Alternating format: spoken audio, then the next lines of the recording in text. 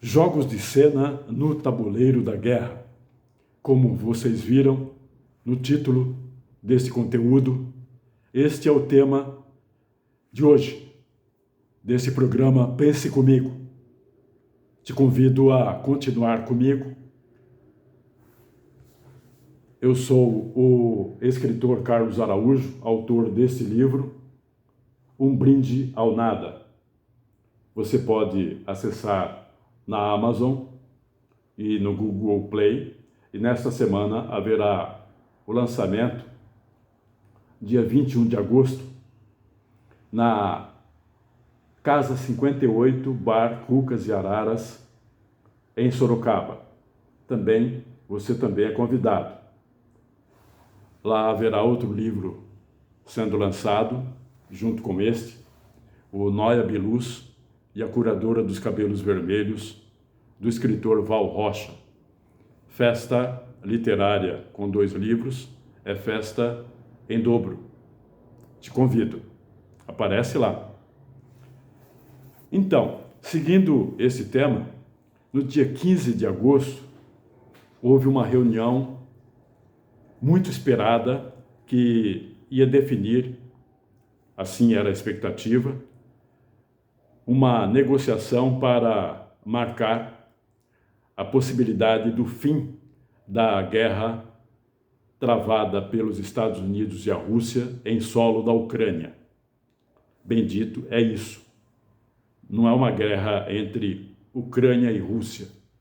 É uma guerra entre Estados Unidos e Rússia, travada em solo da Ucrânia. Houve a reunião e as primeiras leituras que podem ser feitas são as seguintes, e que favorecem o Putin. A Rússia, por meio do Putin presente na reunião como líder daquela nação, esta reunião significou a entronização da Rússia no mundo ocidental, rompendo um isolamento que já dura muitos anos. A Rússia vem sendo isolada e castigada com sanções, são 900 sanções, inclusive a que exclui a Rússia do sistema SWIFT, que é um sistema que normatiza as relações comerciais no sistema bancário, necessária para a comercialização, o comércio internacional. Então a Rússia está excluída disso há muito tempo. Então ela está isolada. É a primeira inserção da Rússia como no mundo ocidental, tomando por base o recebimento dele, o cumprimento com todas as honras que ele recebeu, ele, Putin, do Trump, ao desembarcar na base aérea no Alasca, onde houve essa reunião. O Putin,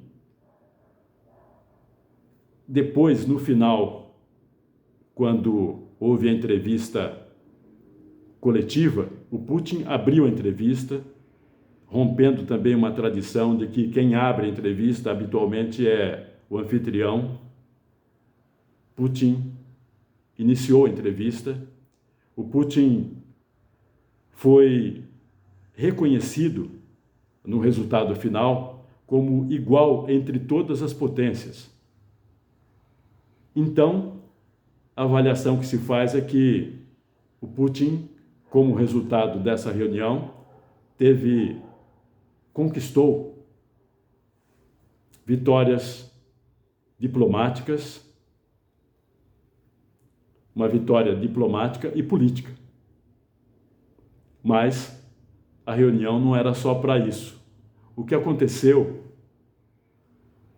com o objeto principal, que era o fim da guerra na Ucrânia? Há controvérsias. Eu pessoalmente, no meu olhar modesto, eu tenho dúvidas sobre o que dizem especialistas em geopolítica.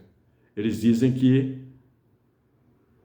a guerra acabou, mesmo que haja, reconhecem isso, que haja combates nos próximos, continue havendo, aliás, combates nos próximos dias. Mas a guerra acabou por várias razões, entre elas, citaremos duas. Não interessa mais, e ele já demonstrou isso, o Trump, não interessa mais ao Trump continuar com essa guerra. Ele sabe que militarmente o Ocidente envolvido na guerra já perdeu mesmo, e continuar nessa guerra não atende interesses dele, porque ele tem outros interesses, não que ele seja pacifista ou bonzinho, não é isso, não é nada disso. Ele tem outros interesses, como interesses agora de agressão à América Latina. Tem o ponto Taiwan, que ele disputa com a China. Tem outras áreas de disputa também, como na Armênia. Na Armênia tem um corredor comercial, que ele quer o controle do corredor, e por isso ele costurou um apoio. Havia uma disputa ali na fronteira entre Armênia e Azerbaijão, que são países vizinhos, e ele costurou um acordo entre os dois, mas uma condição que ele pretende é ter o domínio de um corredor comercial ali existente na fronteira entre Armênia e Azerbaijão. Ou seja, os Estados Unidos, quando termina uma guerra, historicamente, tradicionalmente, quem acompanha o Império se pergunta qual que é a próxima guerra onde ele vai se meter, que ele vai promover. Ele está sempre em guerra. É uma máquina de guerra contínua. É impressionante. Então, o que a gente fala aqui não é nenhum momento se o Putin está tentando costurar o fim dessa guerra na Ucrânia. Primeiro, ele não é bonzinho, não é por ser bonzinho. Segundo, ele não é pacifista em lugar nenhum. Gaza é prova disso. O genocídio em Gaza é prova disso. Porque ele, Império, Estados Unidos, Trump, é quem arma o Estado sionista que ataca Gaza. Arma, autoriza e apoia. Então, o principal responsável pelo genocídio em Gaza é os Estados Unidos. É Trump. Foi Biden. Continua sendo. Outra questão então, ele não vai querer continuar se metendo nessa guerra da Ucrânia, o Trump. Então, o que sobra ao fantoche da Ucrânia, que é o Zelensky, o ditador da Ucrânia? Ditador porque ele não é o presidente de fato. O mandato dele foi extinto em 14 de maio de 2023. Então, ele não é um presidente legítimo para dizer que ele é presidente da Ucrânia. A imprensa corporativa não mostra esse detalhe, mas isto é fato. Claro, sem dúvida, porque a imprensa corporativa tradicional, chamada grande mídia, ela está sempre a serviço da comunicação que é feita pelos Estados Unidos. Então, o Zelensky vai se apoiar, ele precisa de apoio, ele vai se apoiar, se ele quiser continuar a guerra com a Rússia, ele vai se apoiar em quem? Na União Europeia. Só que a União Europeia tem problemas de custo, porque ela está em crise. Como é que ela vai tirar dinheiro do que ainda resta de estado de promoção social na Europa, nos países europeus? Vai deixar de atender os seus povos para investir em armas para a Ucrânia? Pode ser que ela decida isso, mas os povos europeus vão também fazer pressão contra os seus governos para que isso não aconteça. Então, certamente, o líder ditador da Ucrânia, Zelensky, ficará sozinho, e o que ele vai poder fazer contra a máquina de guerra russa? Certamente nada, porque o poder bélico da Ucrânia, nesse momento, já está completamente exaurido, desmobilizado e derrotado, com certeza. No campo militar é derrota. Quem vê de outra forma não tem informações corretas ou insiste em não ver a realidade. Outro problema é o que vai acontecer agora. Nessa segunda-feira, há uma reunião prevista entre Trump e Zelensky. Não se sabe o que será dito, mas é possível que Trump manifeste ao Zelensky que ele está sozinho. E se isso acontecer, os analistas que disseram que a guerra acabou terão razão. A minha dúvida é porque é o seguinte: não dá para confiar em prognósticos de linha reta. A começar pelo fato seguinte: o Trump é um chefe de Estado que não merece nenhuma confiança. Ele volta atrás com uma frequência impressionante.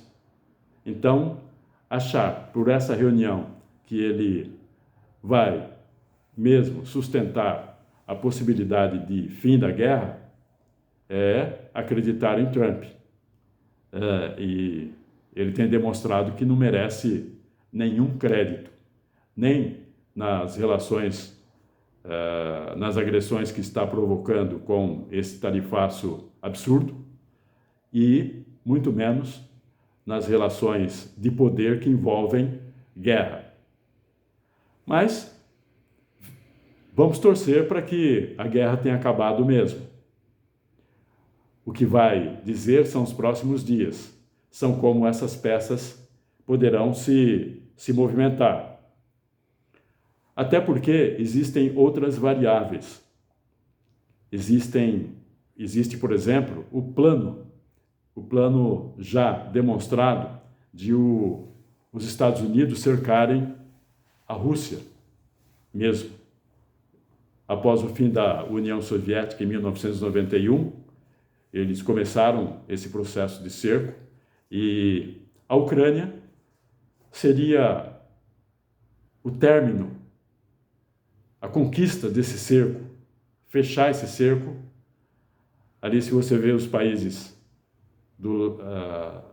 que estão no oeste da Rússia, todos aqueles países já fazem parte da OTAN, menos a Ucrânia. Então, a Ucrânia ia ser o fecho desse cerco, quando o Putin falou: não, nada disso. Tentou demover, ou seja, tentou frear esse cerco, não conseguiu, e aí não teve outra saída senão iniciar essa guerra com os Estados Unidos em solo ucraniano em 24 de fevereiro de 2022.